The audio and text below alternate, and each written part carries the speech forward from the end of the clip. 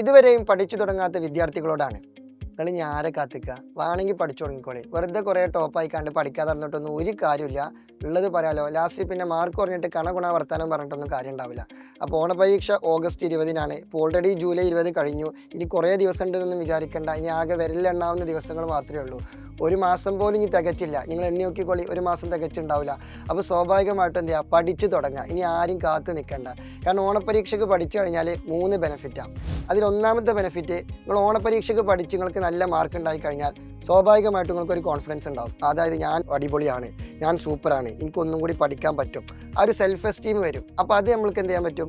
പിന്നീട് നല്ല രീതിയിൽ പെർഫോം ചെയ്യാൻ പറ്റും. അതാണ് ഒരു ബെനിഫിറ്റ്. രണ്ടാമത്തെ ബെനിഫിറ്റ് എന്താണെന്ന് ചോദിച്ചാൽ, ഓണപരീക്ഷയ്ക്കുള്ള പോർഷൻസ് ക്രിസ്മസിനുണ്ടാവും, ക്രിസ്മസിനുള്ള പോർഷൻസ് കൊല്ലപരീക്ഷയ്ക്ക് ഉണ്ടാവും. എന്ന് വെച്ചാൽ ഓണപരീക്ഷയ്ക്കുള്ള എല്ലാ പോർഷൻസ് എവിടെ ഉണ്ടാവും? ക്രിസ്മസിനും ചോദിക്കും, കൊല്ലപരീക്ഷയ്ക്കും ഒക്കെ ചോദിക്കും. അത് 8ാം ക്ലാസ്സിലാണെങ്കിലും 9ാം ക്ലാസ്സിലാണെങ്കിലും 10ാം ക്ലാസ്സിലാണെങ്കിലും ഒക്കെ അങ്ങനെ തന്നെയാണ്. അപ്പോൾ സ്വാഭാവികമായിട്ടും ഇപ്പം നിങ്ങൾ ഓണപരീക്ഷൻ്റെ ടോപ്പിക്കുകൾ അടിപൊളിയായിട്ട് പഠിച്ചു കഴിഞ്ഞാൽ അത് നിങ്ങൾക്ക് ക്രിസ്മസിനും ലാഭമാണ്, കൊല്ലപരീക്ഷയ്ക്കും ലാഭമാണ്. അപ്പോൾ സ്വാഭാവികമായിട്ട് നിങ്ങളെ പണി കുറയും. മറ്റേതെങ്ങനെ പ്രശ്നം എന്ന് വെച്ചാൽ, മറ്റേത് നിങ്ങൾ ഇപ്പോൾ തീരെ പഠിച്ചിട്ടില്ലെങ്കിൽ സ്വാഭാവികമായിട്ടും ക്രിസ്മസ് എക്സാമിന് എന്ത് ചെയ്യും? നിങ്ങൾ ഇരട്ടി പണിയെടുക്കേണ്ടി വരും. കൊല്ലപരീക്ഷയ്ക്ക് നിങ്ങൾക്ക് അതിലേറെ പണിയെടുക്കേണ്ടി വരും. കാരണം നിങ്ങൾക്ക് അപ്പോൾ ഒരുപാട് കാര്യങ്ങൾ പഠിക്കാനുണ്ടാവും. അപ്പോൾ ഓണപരീക്ഷയ്ക്കുള്ളത് എന്ത് ചെയ്യുക? അപ്പോൾ കറക്റ്റ് കൃത്യമായിട്ട് പഠിക്കുക. എന്നിട്ട് ക്രിസ്മസിനുള്ളത് അതേ സമയത്തും പഠിക്കുക. അപ്പോൾ നിങ്ങൾക്ക് പണി എന്ത് ചെയ്യും? കുറഞ്ഞു കിട്ടും. ഇതാണ് രണ്ടാമത്തെ ബെനിഫിറ്റ്. മൂന്നാമത്തെ ബെനിഫിറ്റ് എന്താണെന്ന് ചോദിച്ചാൽ, ഓണം എക്സാമിന് നിങ്ങൾ സൂപ്പറായിട്ട് പഠിച്ചു, നിങ്ങൾക്ക് നല്ല മാർക്കൊക്കെ ഉണ്ട്, എന്നിട്ട് പേരൻസ് മീറ്റിംഗ് ഒക്കെ നടന്നു. അപ്പോൾ നിങ്ങളുടെ പേരൻസിനൊക്കെ ഭയങ്കര സന്തോഷമായി, ക്ലാസ്സിലെ ടീച്ചറിനൊക്കെ ഭയങ്കര സന്തോഷമായി, നിങ്ങൾക്കും ഭയങ്കര സന്തോഷമായി. എന്നിട്ട് പിന്നെ ക്രിസ്മസ് എക്സാം വരുമ്പോൾ പിന്നെ നിങ്ങൾക്ക് മാർക്ക് കുറയാൻ പറ്റൂല. കാരണം എന്താ? നിങ്ങൾ ക്ലാസ്സിൽ നല്ലൊരു കുട്ടി, നല്ല പെർഫോം ചെയ്യുന്ന ഒരു കുട്ടി, അടിപൊളിയായിട്ട് പഠിക്കുന്നുണ്ട്, ഇപ്പോൾ അവൻ നന്നായിട്ടുണ്ട്, സൂപ്പറായിട്ട് പഠിക്കുന്നുണ്ട്, അങ്ങനെ ഒരു പേര് നിങ്ങൾക്ക് വന്നിട്ടുണ്ടാവും. അപ്പോൾ സ്വാഭാവികമായിട്ടും പിന്നെ ആ പേര് എന്ത് ചെയ്യാൻ പാടില്ല? അത് പോകാൻ പാടില്ല. അപ്പോൾ സ്വാഭാവികമായിട്ടും നിങ്ങൾക്ക് ഉള്ളിൽ നിന്നൊരു മോട്ടിവേഷൻ വരും. അതായത് എനിക്ക് ഒന്നും കൂടി പഠിക്കണം, അല്ലെങ്കിൽ പ്രശ്നമാണ്, അല്ലെങ്കിൽ ഓൾറെഡി എന്താ എനിക്ക് നല്ല മാർക്ക് ഉണ്ട്, അപ്പോൾ ഇനി മാർക്ക് കുറഞ്ഞാൽ പ്രശ്നമാണ്. മാർക്ക് കൂടിയാൽ എന്തായാലും പ്രശ്നം ഉണ്ടാവില്ലല്ലോ, കുറഞ്ഞാലേ പ്രശ്നം വരുള്ളൂ.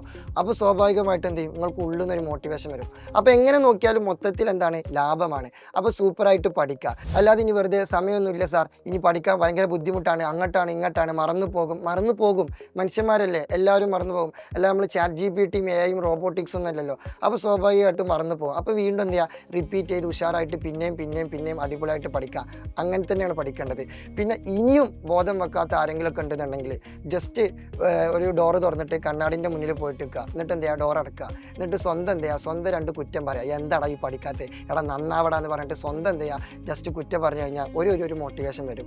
എന്നിട്ടും ബോധം വെക്കാത്തവർക്ക് ബോധം വെക്കണ്ട. അതാണ് ഇപ്പോൾ അതിൻ്റെ ആൻസർ. അപ്പോൾ നിങ്ങൾ എന്ത് ചെയ്യുക? ഉഷാറായിട്ട് പഠിക്കുക. ഇനി ആരും കാത്തേക്കേണ്ട, സൂപ്പറായിട്ട് പഠിക്കുക, അടിപൊളിയായിട്ട് പഠിക്കുക. എന്തെങ്കിലും ഡൗട്ട്സോ കാര്യങ്ങളൊക്കെ ഉണ്ടെന്നുണ്ടെങ്കിൽ എന്ത് ചെയ്യുക? നമുക്ക് മെസ്സേജൊക്കെ അയച്ച് ചോദിച്ചാൽ മതി. ഉഷാറായിട്ട് പഠിക്കാം. നമുക്ക് ഒരുമിച്ച് പഠിച്ചിട്ട് ഓണം എക്സാം സൂപ്പറാക്കി മാറ്റണം. പിന്നെ അതുപോലെ തന്നെ നമ്മളെല്ലാ ലൈവും കൃത്യമായിട്ട് കാണുക. അതുപോലെ തന്നെ റെക്കോർഡഡ് വീഡിയോസും ഷോർട്സും എല്ലാം ഉണ്ട്. കൃത്യമായിട്ട് നമ്മൾ ഓരോന്നും പക്ക സിസ്റ്റമാറ്റിക് ആയിട്ട് നിങ്ങളിലേക്ക് എത്തിക്കുന്നുണ്ട്. അതൊക്കെ കറക്റ്റ് വീക്ഷിക്കുക, അടിപൊളിയാക്കുക, സൂപ്പറായിട്ട് പഠിക്കുക. അപ്പോൾ ഓൾ ദി ബെസ്റ്റ്. ഇത് നിങ്ങളുടെ സ്വന്തം അറക്കൽ.